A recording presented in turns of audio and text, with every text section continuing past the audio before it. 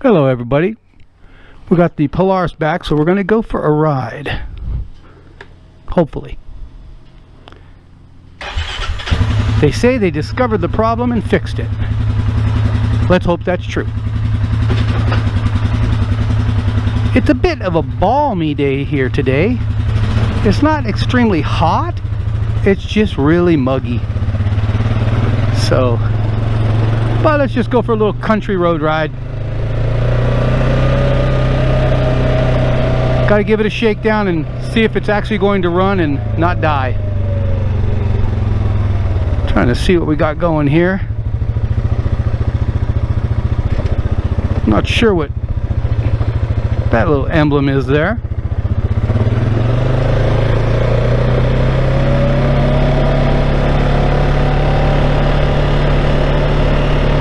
Oh, that's hours or something. Oh, that's the time. Who knows? I don't know much. Do you know much? Put on my sunglasses. All right.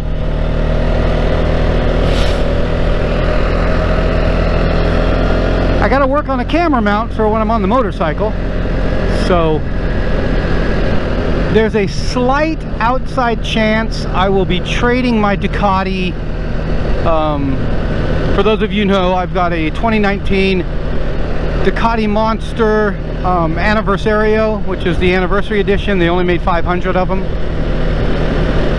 but it's just too exotic for my needs, and the maintenance costs on a Ducati are quite high. So just, you know, I'm thinking about getting something else. Right now I am tentatively maybe working out a deal with a dealership down in Missouri, so I'm gonna have to take a drive, a bit of a drive. But if it pans out, I'm going to be picking up a KLX 300 Dual Sport and a KLX 300 Supermoto. So basically 2 for 1. I owe a little bit on my Ducati, not a ton, but a little bit.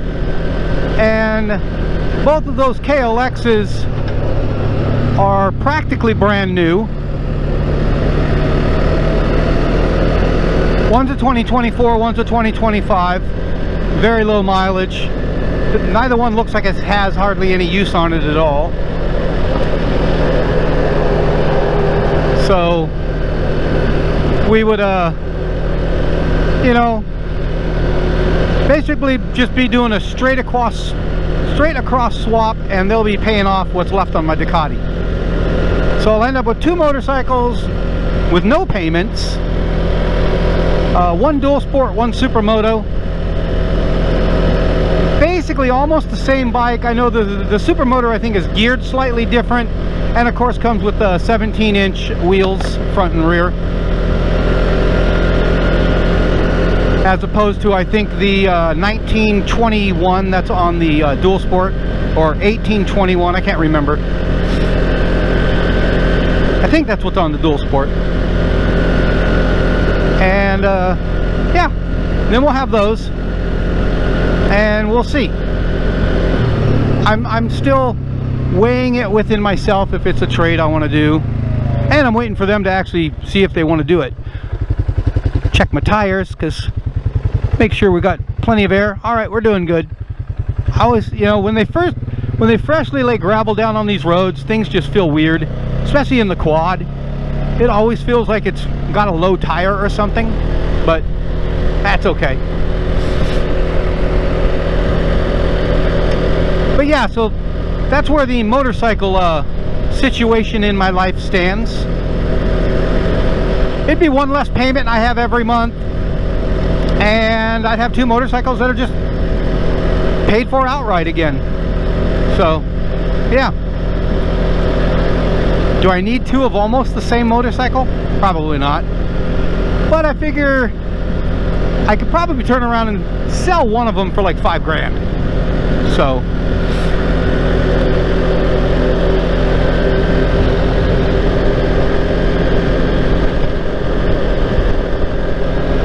that's that. All right. What else is going on? Not a whole lot. I've been doing a little bit of gaming. I've been playing. I played a bunch of Pal World. I still need to get back into play some more of that. That's just kind of a fun game for me to just sit down and not really do a whole lot of thinking and just play. And then I've been playing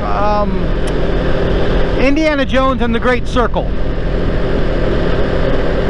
And it's I have issues with parts of that game. Some parts are fun, other parts are frustrating. I really think the controls on it can be clunky at times, especially when you're dealing with puzzles. Some of the puzzle controls are just really clunky as hell. And the whole 3 steps to open a door is just stupid. It's like it was designed by somebody who doesn't play video games and went, hey, this will be really cool because it'll be like really opening up a door. You know, you reach down, grab the handle, then insert the key if it takes a key, then turn the handle and push the door. It's like, really? Just open the fucking door. I'm serious. I've got the key, open the goddamn door. I don't need that many steps in a video game to open a door, because all you're doing is adding busy work that none of us want. We don't like busy work. We like our games to just kind of be nice and smooth and easy flowing. And when you add extra mechanics, it's just dumb. It really is. I mean, when you go to reload your gun, there's no technical dedicated reload button. You empty your gun, then you go to shoot your gun again, and then you sit there and wait for him to reload it. Again, why is there not just a dedicated reload button? Dumb. But I don't know. Sometimes I think people who design these things they're designing busy work. We need to add extra things in here to make the player feel like they're getting more for their money. Just give me a game that plays well, plays smooth, has a good frame rate, and gives me some options so that if I need to tweak the frame rate, and you know, sometimes a decent cohesive story. Thank you. Don't give me a bunch of busy work. So there's my game rant. I hope you enjoyed it. Pretty much taking the same ride we always take, I think. I'm just doing a little shakedown ride. I want to see how this thing's doing. So far it's doing okay. It's not, you know, not doing what it was doing. I guess what happened was this thing has a mechanical and electronic throttle body on it. So it's got a mechanical cable actuator going down to the throttle body, which then is electronic, I guess, with servo motors down there. And one of the cables, I guess, down on the throttle body, which before it goes into the electronic actuation, wasn't slipped into one of the inserts properly, and it wasn't pulling the butterfly properly. So it was just causing issues, and it was either causing the butterfly to stay open, causing it to not fly open, and making the computer, the electronics, just go into wacky mode, to where it just wasn't sure what it was doing. It was kind of like, well, I know what you want me to do, but I can't do it, so too bad.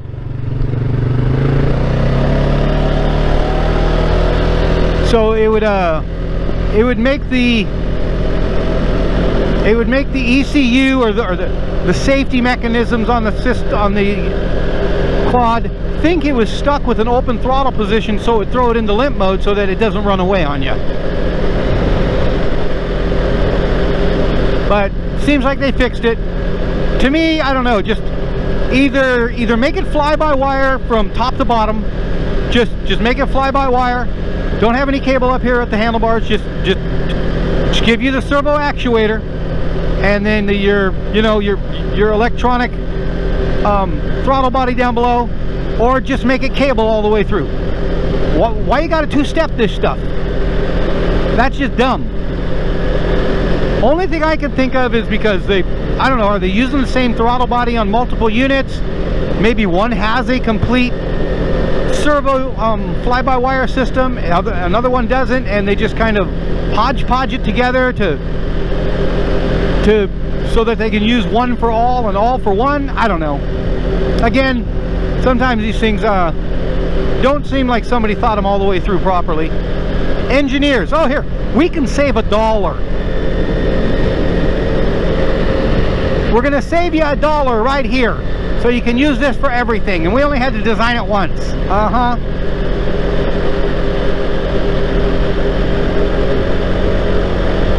Personally, I don't like fly-by-wire at all. I prefer just cable actuation all the way down the throttle body. I don't want any electronics down there other than the fuel injection itself. You know, the injectors, yeah, sure. But everything up to that, I don't want it. I want a cable. I like that positive response between the cable and the actual giddy up and go throttle.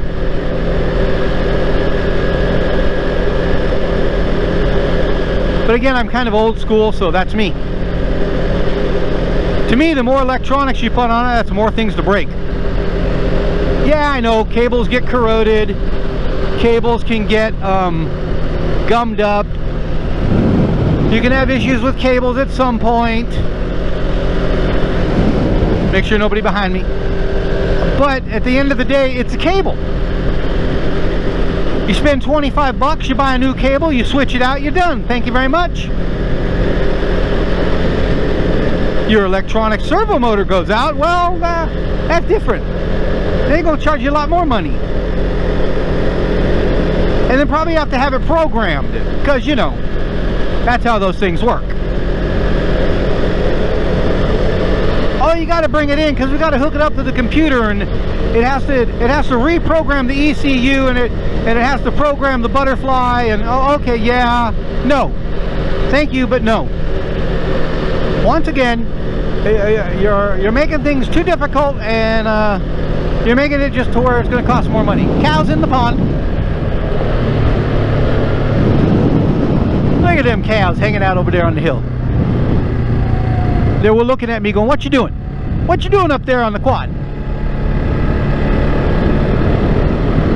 Alright. Nothing wrong with a couple of cows. Oh, I think we're at the street, aren't we? Yep, we're at the street. We're going to turn around and go back. Is that okay with you? I hope so. Because that's what we're going to do.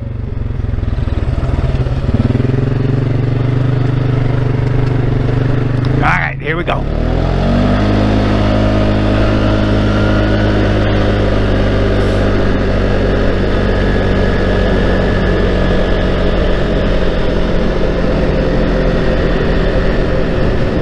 There go the cows.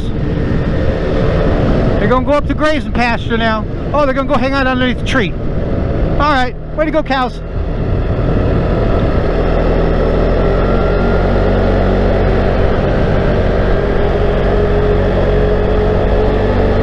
I hope you're all enjoying the view. It's Iowa. You guys get the same view every time. One of these days I'll actually go somewhere. I'll actually go to an off-road park or something so you get a better view. Yeah.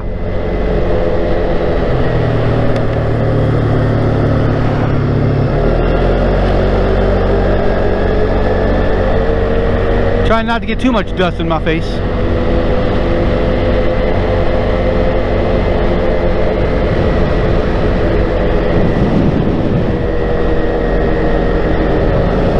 I'll tell you what, and I hate to admit this, I do miss Colorado to some extent. Mainly when it comes to being able to go out for a ride and things like that, because there's so many places to ride there, of course. Oh man, this is not going to be fun. It's going to be ugly.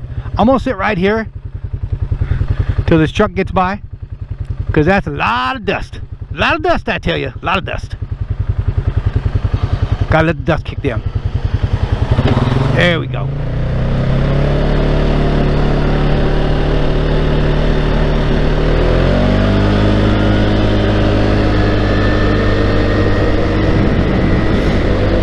But yeah, I do miss Colorado for the trail systems. So many places to go ride. I miss Utah for that matter as well. You know, we lived in Utah from what was it, 2011 to 2015. I missed that. But unfortunately, both those states have somewhat become, I don't know, undesirable for certain reasons. Not from the terrain reason, but from a political standpoint. Both of those states have gotten a little goofy. Colorado more than Utah, but yeah. I got hit in the face with something. Well, it was a bug, but I don't know. I'm assuming he fell out the bottom of the helmet. I hope. You guys getting the Dutch tilt today? Can't tell.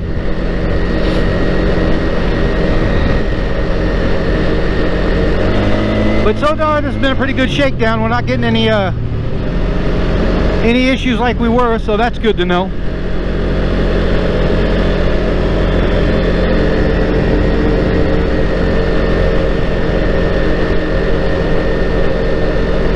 I'm still waiting for some work to come in. I haven't had much. I've had a little bit here and there, a little bit of piecework here and there, but definitely not enough to earn a living like I need, and definitely not enough to push the charitable stuff and get it going. It just, things are not looking good for old man Dan / this old guy.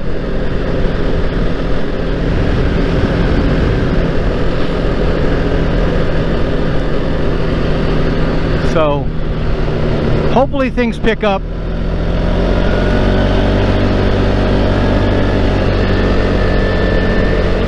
No one seemed too interested in wanting to help us with the charity stuff, doing the rec center and pump track park and stuff like that. So if it's going to get done, it's going to be done all on me. I'm going to have to find a way to make lots of money, and I'm not robbing a bank, so, because I'm not a criminal.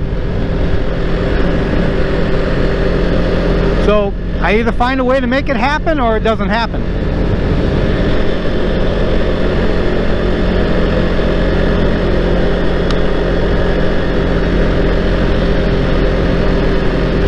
It's not like I'm just going to be riding down the street one day and, you know, find like $500,000 in a ditch.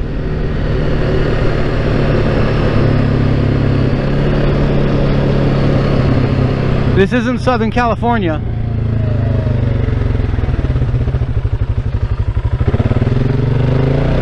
Or parts of Arizona where maybe, you know, drug mule came across the border and dropped the briefcase. What briefcase? I didn't find anything. I have no idea what you're talking about.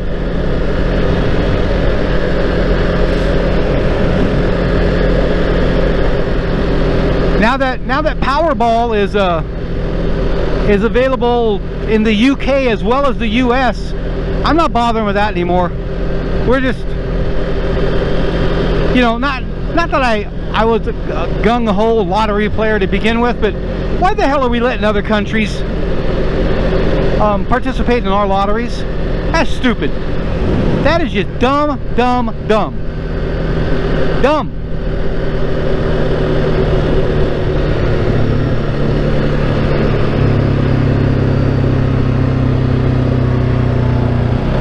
So basically, we're going to take all that money that Americans invest in the lottery and end up sending it overseas to somebody in another country. Yeah, I don't think so.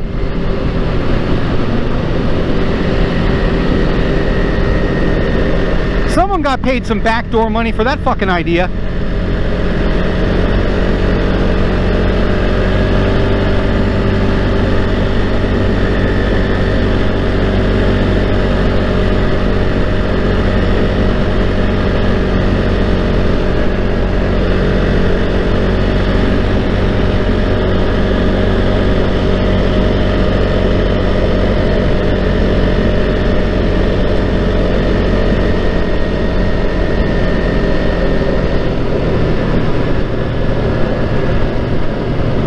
got 403 miles on this thing?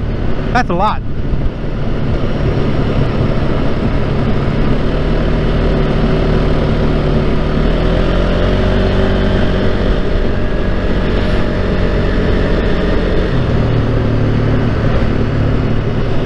But I'm glad they got it running good.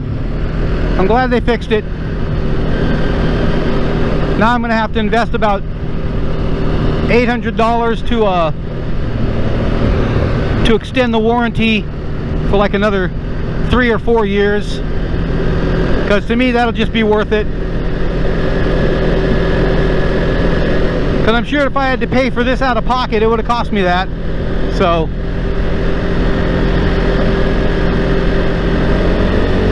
I just got to remember to do it before the 23rd of this month when my warranty expires. I don't know if I need to go 4 years or just 3. I think the price difference is about $130 if I go the extra year for the 4th year. I think it's like $7 1/4 or something like that for 3 more years, and then it's like $870 or something for 4 more years. I got blood on my lenses.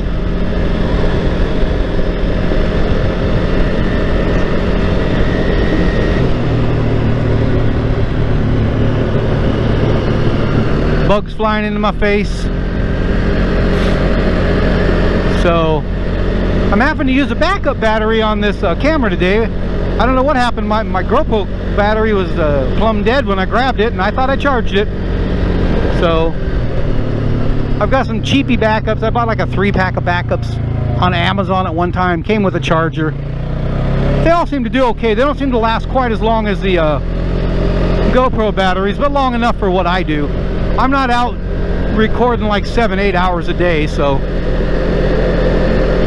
I've got a total of 4 batteries. I think maybe each battery will give me 45 minutes out of the non-GoPros, and probably hour 15 to an hour and a half out of the GoPro. I'm not even sure. I've never really tested. Maybe it's longer and I'm just guessing wrong.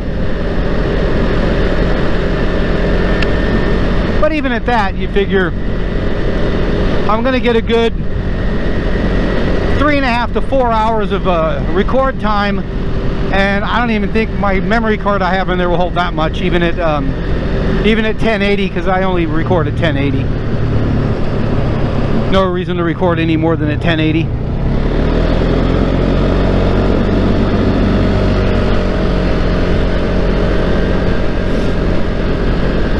I actually should probably upgrade this camera at some point. Get a slightly better camera. This is an old GoPro, what is it, a Hero 5 Black or something? I'm not even sure. Might not be the Black edition, might just be a Hero 5. I don't know the difference in all those.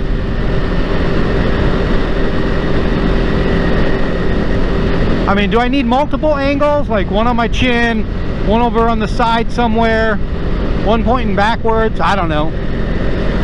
I don't think so. I don't think I need to do multiple camera angles. I'm just doing my little ride and chat.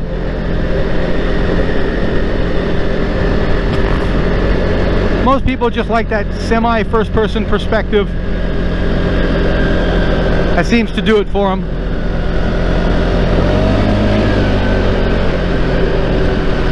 When I left the house, my landlord was in the back mowing the back lot. He used to have me do it last year, but I guess he decided he didn't want to pay anymore. I don't know. Besides, it was quite high. It is a good probably 6 to 8 inches right now, and for me to do it in my mower, it was going to take a long time. My mower, I can set it to 4 inches, but I'm gonna have to go really slow. I'm gonna have to do like half cuts. So it would have been a $150 job minimum for me to even think about touching it, because it's about an acre back there, and I'm not touching it for less than that. I need to get a pull behind brush mower. So something I can just hook up to the back of the quad, easily pull through that heavy, thick stuff, and just mow it down in one pass. Then I can get something done like that in about 45 minutes. Still going to be a $125 job though. And that's cheap. But again, I'm in the middle of Iowa. You can't be too expensive in the middle of Iowa. You just got to be what you got to be. Alright, well, we are back home. So I hope you all enjoyed that ride. And the quad seemed to do okay. I'm happy. Ish. It's idling a little high though. It's supposed to only idle about 1200. So I think they have the idle set a little high.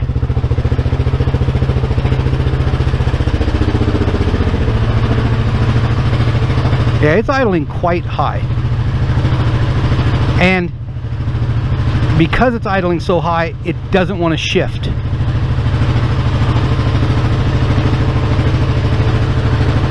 So I'm gonna have to deal with this.